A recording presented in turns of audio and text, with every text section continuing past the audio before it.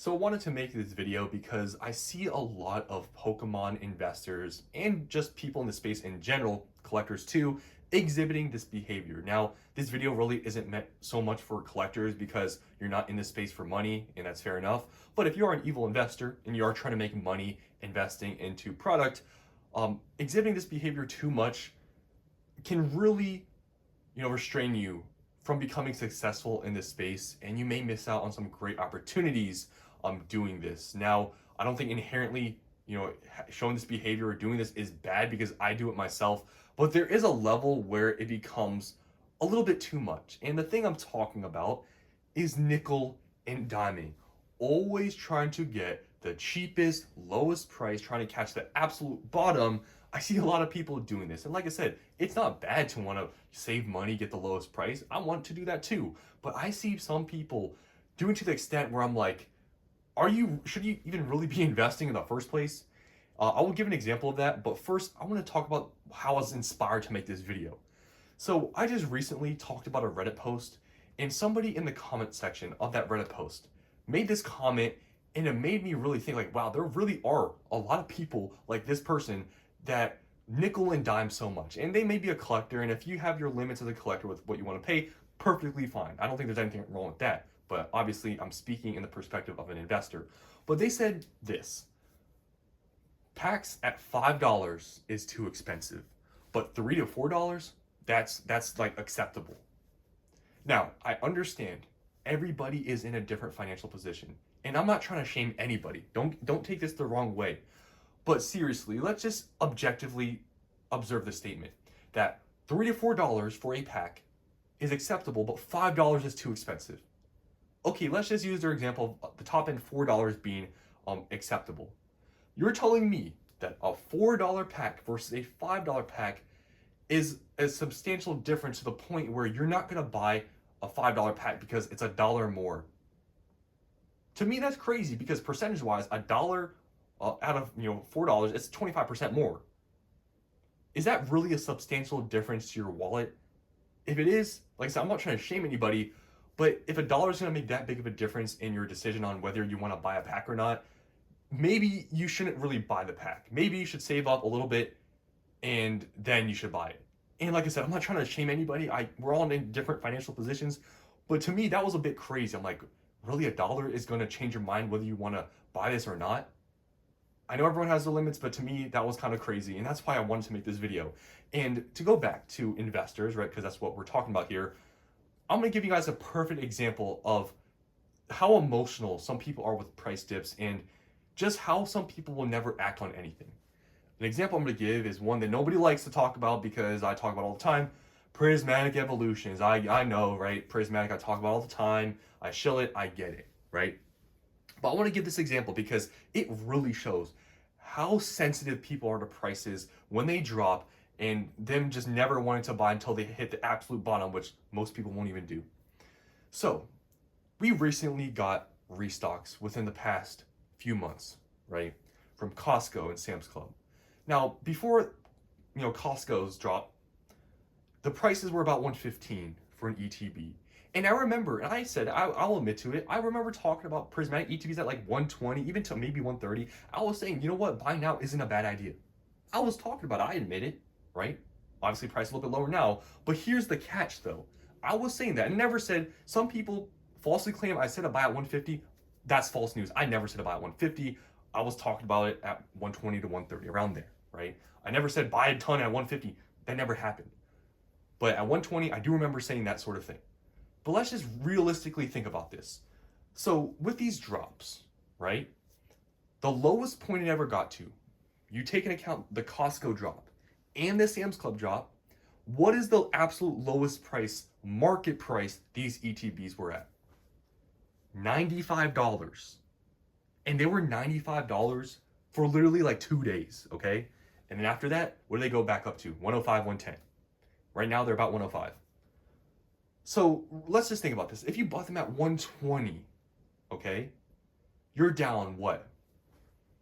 $10 to $15 on each ETB. What is that in percentages? Like 10%? Is that really a big deal? 10% drop. I don't think it is. But people make these sort of drops, like 10%, like it's the end of the world. And it was from a restock or a big, restock from all these, wholesale places.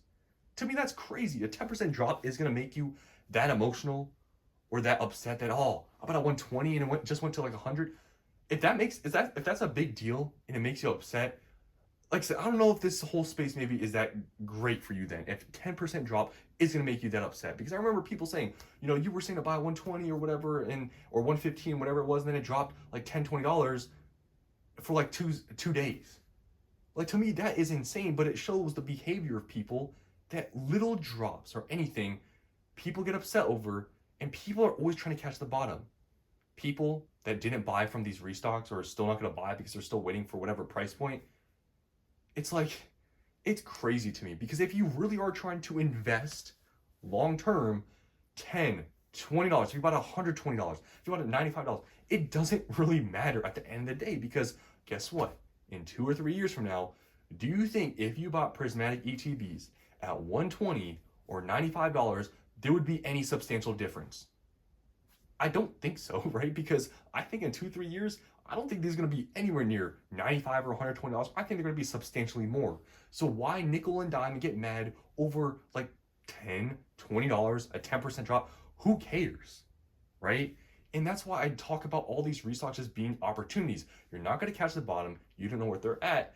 And it's just, in my opinion, if you're not buying from any of these, you're missing out on a chance to get a dip, buy on a dip, right? Get a slight discount. But people still say, oh, people probably were saying this when it was $95 from the Costco drop. It's going to keep going lower. It's going to go to MSRP. Just wait.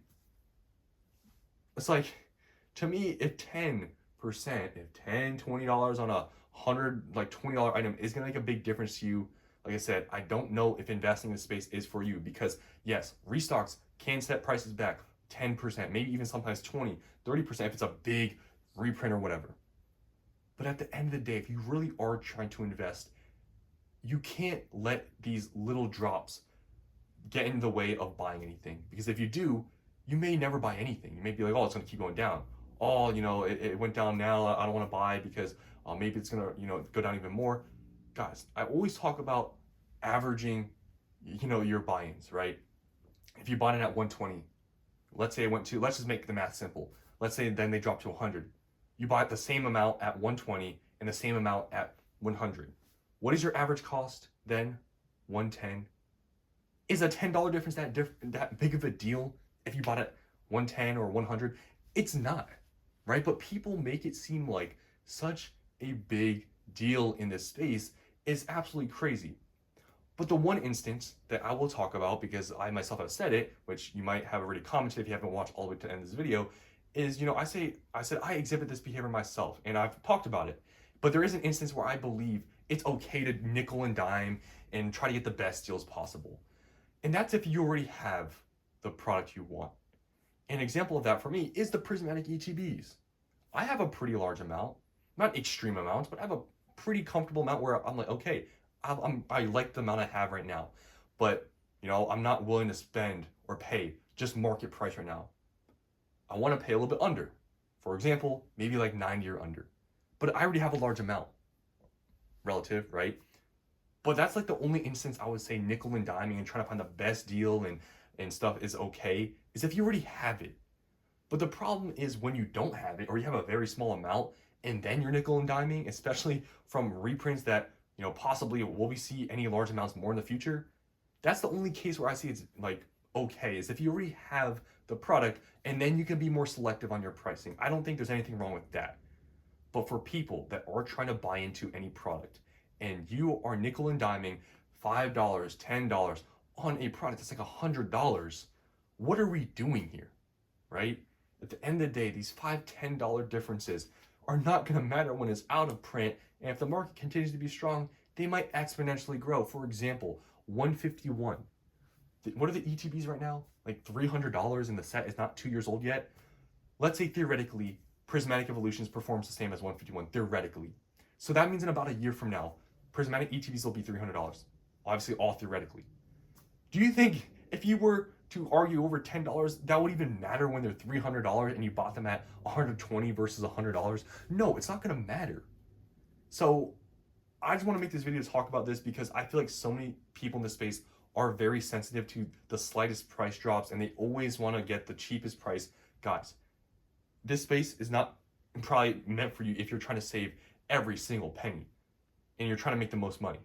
If you're just doing this on the side for fun and you don't really care to make large amounts of money or whatever, then I guess doing that is fine to be selective.